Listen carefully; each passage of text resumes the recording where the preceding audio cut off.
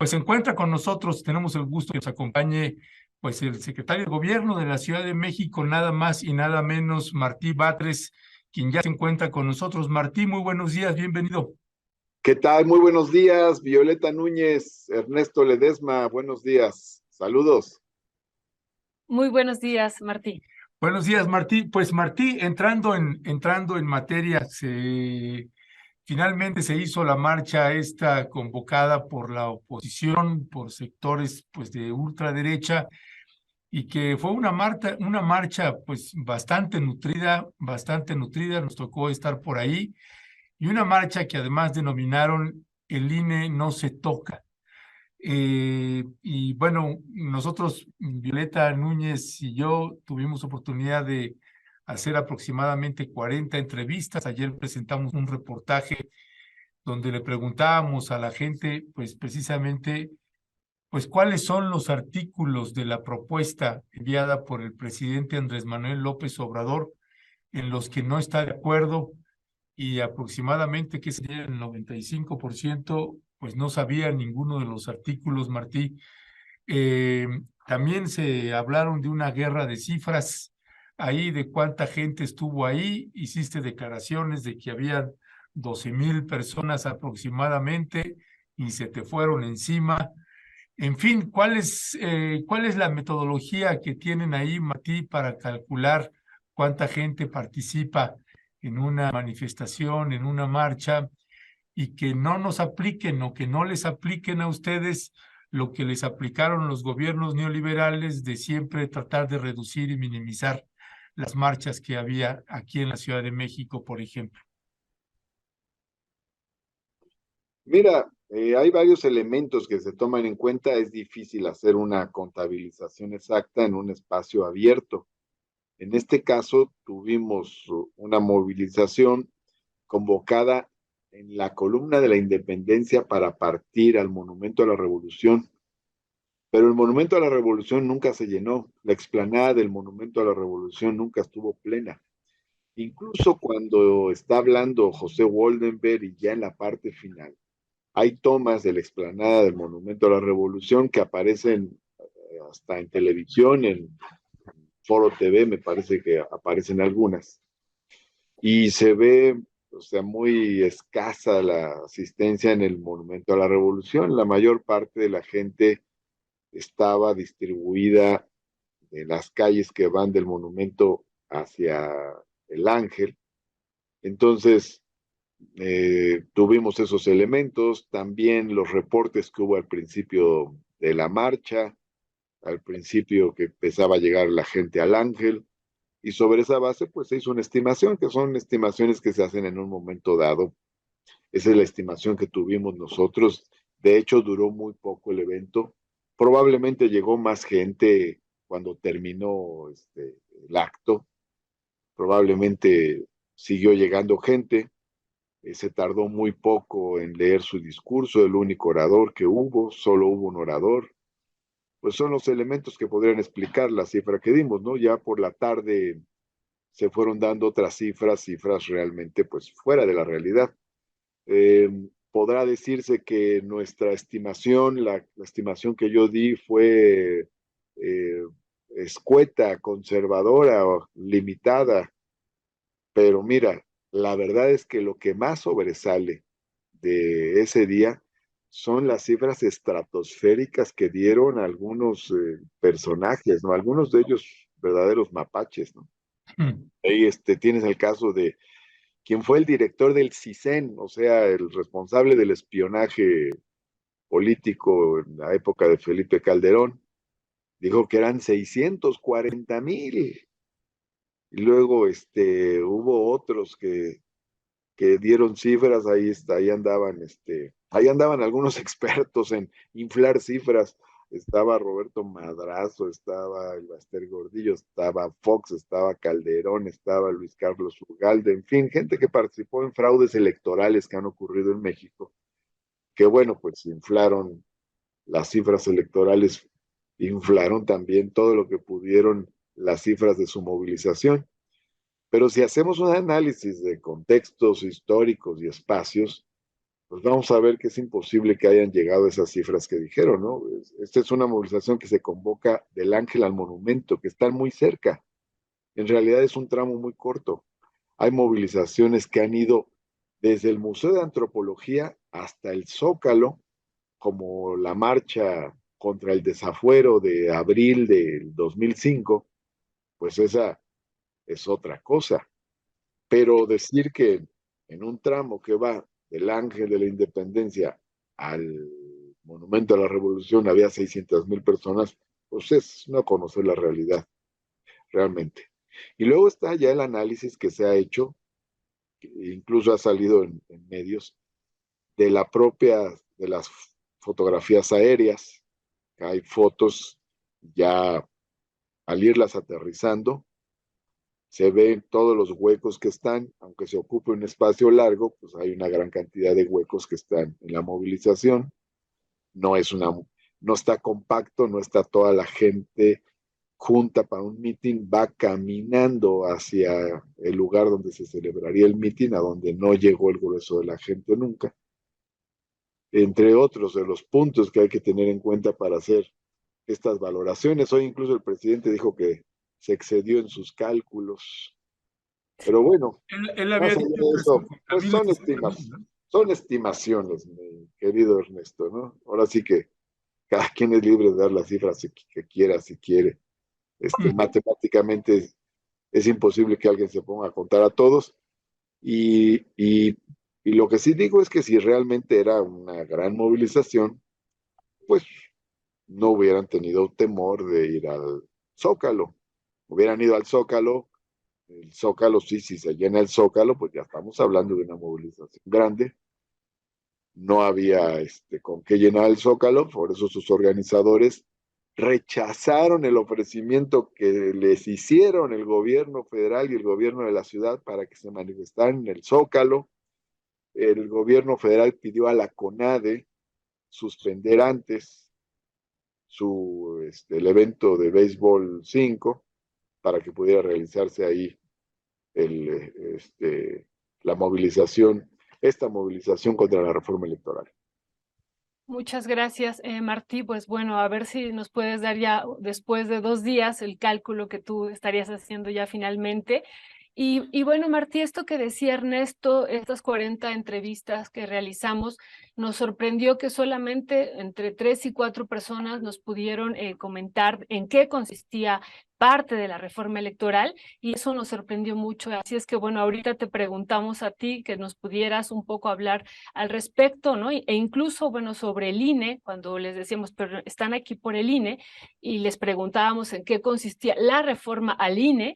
Bueno, también de repente se mezclaban ahí, hablaban de los diputados, del proceso que estaban ahí por el voto. O sea, había una confusión tremenda en partido. Ojalá y tú ahorita nos puedas compartir sintéticamente en qué consiste esta reforma electoral, y en particular un tema que ha ocasionado una polémica importante es que se dice que no se van a reducir, que no se van a eliminar los plurinominales en Cámara de Diputados. ¿Qué decir al respecto, Martí? Bueno, efectivamente, la movilización que se convocó el domingo está basada en la mentira, está basada en la ausencia de información, es decir, no se trata de una participación democrática donde se informa a la gente y acude sobre la base de un proceso informativo, sino se trató de una convocatoria de tipo cacerolista, es decir, sobre la base del miedo, sobre la base de infundir temor. Las cosas que dijo mucha de la gente entrevistada son sorprendentes, ¿no? Había, de las entrevistas que yo vi en redes, alguien decía, no la he leído, pero si lo propuso López está mal. Otra persona, nos quieren llevar a Venezuela. Otra, es que es una propuesta comunista. Realmente de preocuparse el grado de desinformación de las personas que se manifestaron. Por supuesto que están en su derecho de manifestarse, pero el, lo que caracteriza también una cultura democrática, pues es la participación informada para poder incidir en los asuntos públicos. Se partió de una gran mentira, quieren acabar desaparecer el órgano electoral. Falso, no se propone desaparecer el órgano electoral, se propone transformarlo. Y no será la primera vez que se haya transformado, ¿no? Si revisamos nuestra historia, pues en la Constitución de 1917 había 3 juntas electorales, una de empadronamiento, otra para calificar la elección y otra para organizarla. Luego se creó una comisión de vigilancia electoral hacia los años 40, luego en los años 50 se creó la Comisión Federal Electoral, luego en los años 70 fue reformada con la reforma política la Comisión Federal Electoral, nuevamente reformada en los años 80 para la representación proporcional de los partidos. Nuevamente hubo otra reforma para sustituir la Comisión Federal Electoral por el Instituto Federal Electoral, pero el IFE al principio seguía teniendo como presidente al secretario de Gobernación. No es sino hasta 1996 cuando se autonomiza respecto al gobierno el IFE, y no es sino hasta el 2014 que se llama INE. Hasta la fecha, los consejeros electorales son nombrados por los partidos políticos en la Cámara de Diputados. ¿Qué propone la reforma? Haría una síntesis. 1, que los consejeros electorales del Instituto Nacional Electoral sean elegidos por el voto ciudadano. 2, que el presupuesto de los partidos se reduzca. 3, que la Cámara de Diputados pase de 500 diputados a 300 diputados. 4, que el Senado de la República pase de 128 senadores a 96 senadores. 5, que en la composición de la Cámara de Diputados se realice a través de las listas plurinominales o listas de representación proporcional por estado, por entidad federativa. 6, que en el caso del Senado se elimine la lista plurinominal de 32 y que se elijan senadores, 2 senadores de mayoría y 1 de minoría. Esa es la propuesta, en síntesis. Ahí en esos 6 puntos estoy diciendo de qué trata la reforma electoral. Ahí Martín, en la marcha, uno de los puntos recurrentes que escuchamos precisamente en estas partes entre que había muy poco conocimiento de la propuesta del presidente López Obrador, que decíamos de plano, había gente que cuando le hacíamos la pregunta se volteaban a ver y de plano se iban sin responder nada porque no sabían nada de la propuesta. Pero un punto que se tocó mucho es precisamente los plurinominales, que ahora todos los diputados y senadores y senadoras serían plurinominales. ¿Qué responder, qué decir a ese planteamiento? ¿Cómo se lee, cómo se interpreta? Porque pareciera, eso lo hemos escuchado tanto de gente que tiene conocimiento del tema como de gente que no lo tiene, que tiene cero conocimiento. Y vaya que tú eres uno de los que tiene un conocimiento amplio en la materia, mi querido Martí. No, en el caso del Senado se eliminan los plurinominales. Hay una lista de 32 plurinominales. Esa se eliminaría. Por cierto, yo presenté una iniciativa en el mismo sentido hace 3 años, casi 4, para eliminar la lista de representación proporcional en el Senado y mantener solo la representación de los estados, de las entidades federativas, o sea, los senadores electos en cada entidad, manteniendo 1 de minoría, 2 de mayoría, 1 de minoría. Entonces, en el Senado se elimina la representación plurinominal y se mantiene solo la uninominal, por decirlo así. En el caso de los estados, se propone que, o más bien en el caso de la Cámara de Diputados, se propone que haya una representación proporcional, pero por estado, o sea, que no sean listas de circunscripción como existen actualmente, 5 circunscripciones, 5 listas, sino que en cada estado haya una representación proporcional. Esto amerita 2 comentarios importantes. 1, la oposición e incluso consejeros del INE han dicho que la propuesta del presidente busca eliminar la representación proporcional y la pluralidad en el Congreso. Con esto se desmiente dicha aseveración. Pero también, por otra parte, pues está la discusión sobre la representación proporcional y la representación uninominal, es decir, si debe mantenerse o priorizarse la representación uninominal. Me imagino yo que la propuesta llega a este puerto a plantear la representación proporcional por estado pura, porque la gran crítica era que si se eliminaban los 200 diputados por lista de representación proporcional y solamente quedaban 300 diputados uninominales, una fuerza política mayoritaria, con mayoría relativa incluso a nivel nacional, podía llevarse casi el 100% de los diputados.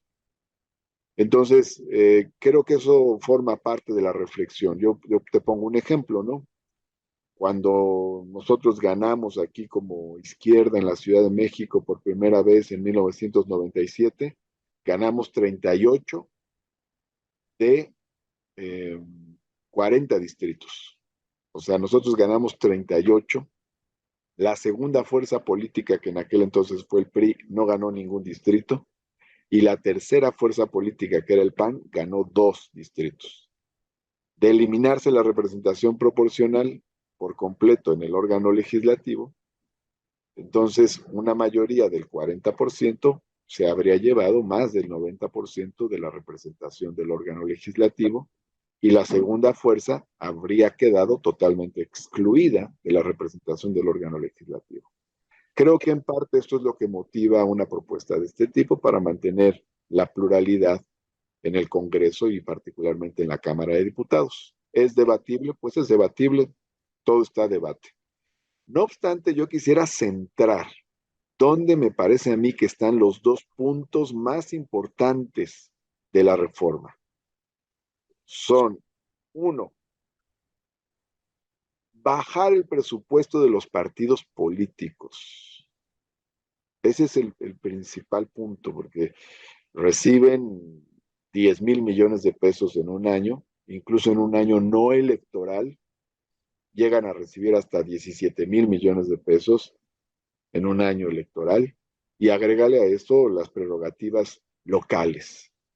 Entonces estamos hablando de un recurso muy grande. Simplemente para comparar, te diría que aquí la beca de bienestar para niñas y niños que entrega el gobierno de la Ciudad de México a 1,200,000 niñas y niños de las escuelas públicas, cuesta 6,000 millones de pesos.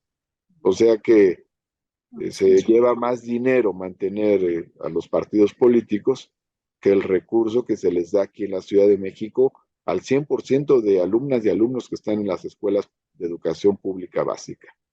Claro que tiene que bajar el presupuesto de los partidos. La segunda propuesta más importante desde mi punto de vista es cómo se integra el órgano electoral. Y ahí lo que está proponiendo el presidente es que se elija a los consejeros por voto ciudadano directo. ¿Quiénes los eligen ahora? Los partidos. Y los partidos se los reparten. Eso que dicen que el INE es autónomo es muy relativo. Casi yo diría es falso. ¿Por qué? Porque las fuerzas políticas se reparten y dicen, bueno, ¿qué hicieron en los años pasados? Pues al PRI le tocaban 4, al PAN le tocaban 4, al PRD le tocaba 2, así. Se repartían los consejeros y los consejeros responden ante las fuerzas políticas que los pusieron. Por eso ves las posiciones políticas que tienen los actuales consejeros. ¿Qué hacen? Militan de manera partidista. Entonces, no tenemos un órgano imparcial, tenemos un órgano parcial. Tenemos un órgano que milita políticamente. Ahora, lo que fue la elección del 2021 fue increíble, ¿no? O sea, no se sabía si Lorenzo Córdoba era candidato o era el árbitro. Sí. realmente, pues, o sea, su discurso era de combate a una de las fuerzas políticas, a la que fuera. Es decir, yo creo que el árbitro electoral no tiene por qué combatir ni al PAN, ni al PRI, ni al PRD, ni tampoco a Morena, a nadie, ni a la oposición, ni al partido gobernante. Pero tuvimos un árbitro en pleno combate y campaña, defendiendo a sus partidos, a los partidos que los pusieron, o sea, el actual árbitro electoral defendiendo fundamentalmente al PAN, al PRI y a ciertas posturas políticas. Y cuando estos partidos estaban en el gobierno, también los defendieron. Hay un pronunciamiento del Consejo Electoral, del INE, en favor del Pacto por México. ¿Qué es eso? ¿Cómo va a estar en favor de un acuerdo de un grupo de partidos políticos? El INE no tendría por qué opinar sobre eso. Entonces, tenemos un INE que es completamente parcial, dominado por los partidos que son los que eligen a sus consejeros. Y lo que ahora se plantea, pues no es que desaparezca el INE, lo que se plantea es que sus consejeros los elija la ciudadanía. Gracias, Martín. No sé si tenemos tiempo de hacerte Sí, una sí. última pregunta. Bueno, una situación que vimos también en la marcha que escuchamos es esto de decir que no, la gente que nos pudo responder, porque también había quien ni siquiera sabía que se llamaban consejeros electorales, también eso lo tenemos documentado, pero quienes nos pudieron responder decían que no estaban de acuerdo en que el pueblo eligiera a los consejeros electorales, ¿no? Eso también nos llamó mucho la atención. ¿Tú qué dirías al respecto? Tú estás poniendo aquí el centro en dos cuestiones fundamentales: en la reducción del presupuesto a los partidos y en este segundo punto de cómo se elegirían pues por primera vez estos consejeros a través de un voto popular, y que eso vimos que fue uno de los grandes rechazos de quienes nos pudieron decir que no estaban de acuerdo en que el pueblo eligiera. ¿Cuál sería tu valoración al respecto, Martín? Pues es una contradicción manifiesta porque es una marcha que dice que es por la democracia y se opone a la democracia. Lo democrático es que la gente decida, no que desde arriba te impongan. Es decir, en un momento dado, quien controlaba el órgano electoral era el Poder Ejecutivo. Ahora lo que sucedió es que ya no lo controla el Poder Ejecutivo directamente, sino el Poder Legislativo. Y cuando hay una mayoría en el Poder Legislativo afín al Ejecutivo, pues lo controlan el Poder Ejecutivo y Poder Legislativo. Son los que controlan el órgano electoral. Lo que se está planteando ahora es que sean los ciudadanos quienes tengan el control del órgano electoral, eligiendo a sus integrantes. Entonces, esto es democrático, esto es avanzado, esto es democratizar. En realidad, si hay una marcha por la democracia relacionada con el INE, lo que tendrá que plantear es que se elija a los consejeros del INE. Actualmente tenemos al frente del INE a un grupo de personas muy aristocratizadas, con prestaciones verdaderamente aberrantes, como el hecho de que si se casa un consejero tiene derecho a una prestación de 100,000 o 150,000 pesos, por ponerte un ejemplo entre muchos, con ingresos mucho más elevados que los del presidente de la República, y son consejeros que nadie eligió.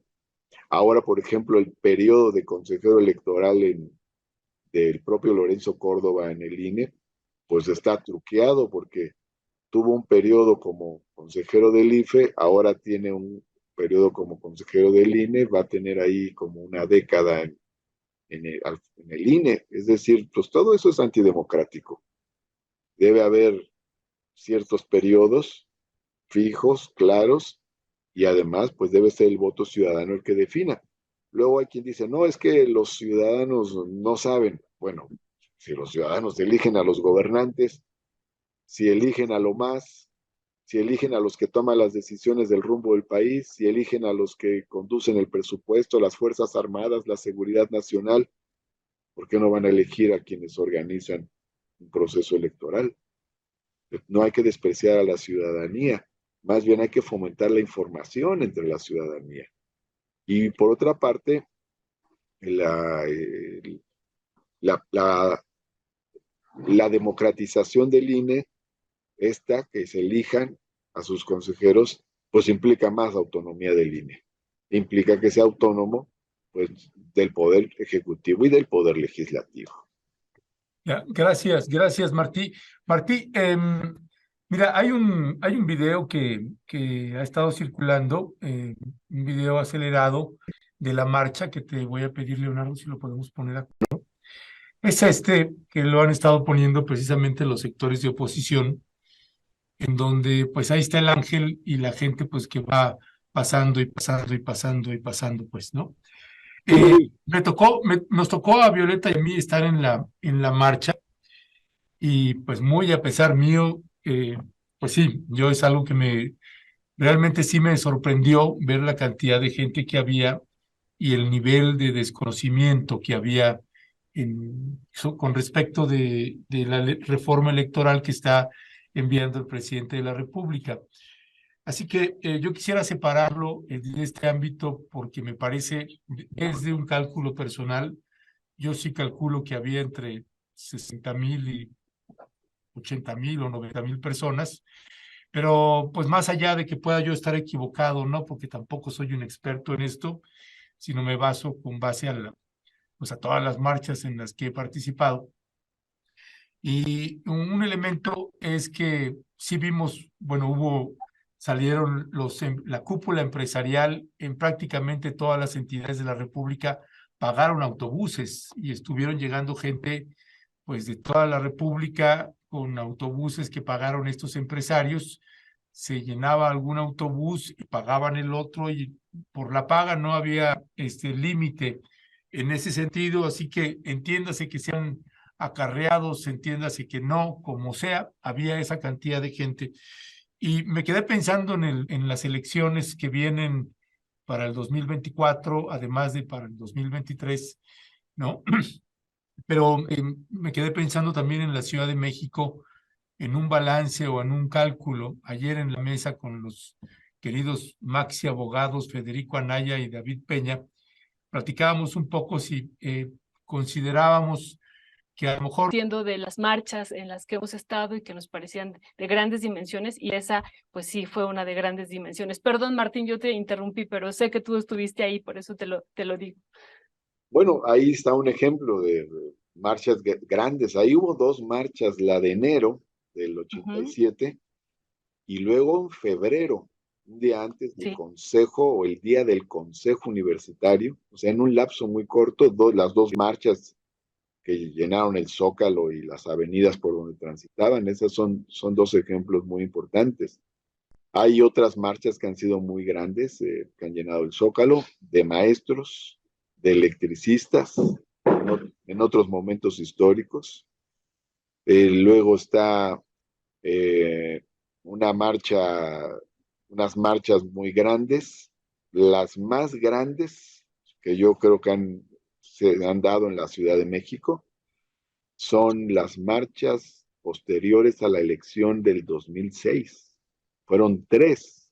Sí. Una fue el sábado siguiente a la elección, la otra fue, si no me equivoco, el 15 de julio y la otra fue el 30 de julio. Marchas gigantescas, o sea, con todo el paseo de la Reforma lleno. No se podía ni pasar, por eso te digo, estos son elementos subjetivos, pero aquella marcha del 15 de julio, estábamos en Juárez y todo estaba abigarrado, cerrado, no podíamos ni caminar. Fue muy difícil llegar hasta el punto donde se abría el paso al Zócalo para la vanguardia de la marcha, por ponerte un caso, ¿no? La marcha contra el desafuero de abril del 2005 nosotros estábamos saliendo salimos ¿cómo se llama? Del Museo de Antropología, llegamos al Ángel de la Independencia y ahí ya no pudimos caminar. Alejandro Encinas y yo, y creo que otros compañeros, tuvimos que tomar motocicletas para llegar hasta el Zócalo. Y cuando llegamos al Zócalo estaba a reventar. llegamos y en ese momento empezamos el evento. A mí me tocó moderar ese evento, dar la palabra a los oradores. Entonces, pues podemos ver que en efecto, pues ahí estamos hablando de marchas muy grandes que han ocurrido en la historia de la ciudad, por no mencionar otras más lejanas como las del 68, ¿no? Las marchas del silencio y otras movilizaciones que llegaron al Zócalo que fueron sumamente grandes. Entonces, esta marcha no la despreciamos, tampoco le faltamos al respeto, pero no es de las más grandes. No es como nos lo contaron los medios de comunicación, que estaban muy entusiasmados porque lograron hacer una movilización más grande que las que había hecho el Frena y estas que habían hecho en defensa del aeropuerto del Texcoco y otras a lo largo de esta administración. Pues esta fue más grande que esas, pero no forma parte de la historia de las más grandes movilizaciones de la Ciudad de México. Ya, pues, mi estimado Martí Batres, te queremos agradecer que nos hayas tomado la llamada y te queremos invitar, Martí, vamos a hacer en algún momento, próximamente les avisamos, pues una suerte de mesas, de programas especiales para hablar de la reforma electoral punto por punto, para que se pueda tener un análisis, porque realmente sí fue sorprendente el nivel de desconocimiento, ¿verdad? Brutal. Que había en la gente de la marcha. Lo percibíamos más una marcha anti-López Obradorista que una marcha que tendría que ver con el INE, o particularmente porque realmente era asombroso y no lo decíamos, incluso tratamos a la gente con mucho respeto, no pensábamos ahí burlarnos ni nada, sino era realmente sorprendente que están en una marcha defendiendo al INE y en contra de la propuesta del presidente López Obrador, y a la hora de preguntar que no supiera ni siquiera uno de los puntos, pues era realmente algo revelador y que nos hizo también saber y sentir el poder que siguen teniendo los medios de comunicación, que a pesar de eso no fue esta marcha multitudinaria que ellos hubieran querido, pero sí creo que fue un número bastante importante que habría que considerar. Mi querido Martín, muchísimas gracias, te mandamos un fuerte y fraterno abrazo. Pero como te decía, para hacer una marcha convocada por todos los medios de comunicación, pues no fue tan grande la convocatoria. Sí. No fue una marcha grandota. Pero bueno, ahora sí que como dice el presidente, que le sigan, que hagan su esfuerzo. Y como ¿no? dices, le echaron un montón, todos los medios corporativos hicieron una campaña intensísima para la marcha. Tienes en ese punto también, te concedo la razón en esa parte, que fue una convocatoria gremial. Gremial, prácticamente. Sí, sí. Fuerte abrazo, Martí, muchas gracias. Muchas gracias, Martí. Lindo día. Un abrazo fuerte. Gracias a ustedes. Gracias, Violeta, Ernesto. Bonito día. Un abrazo. Gracias.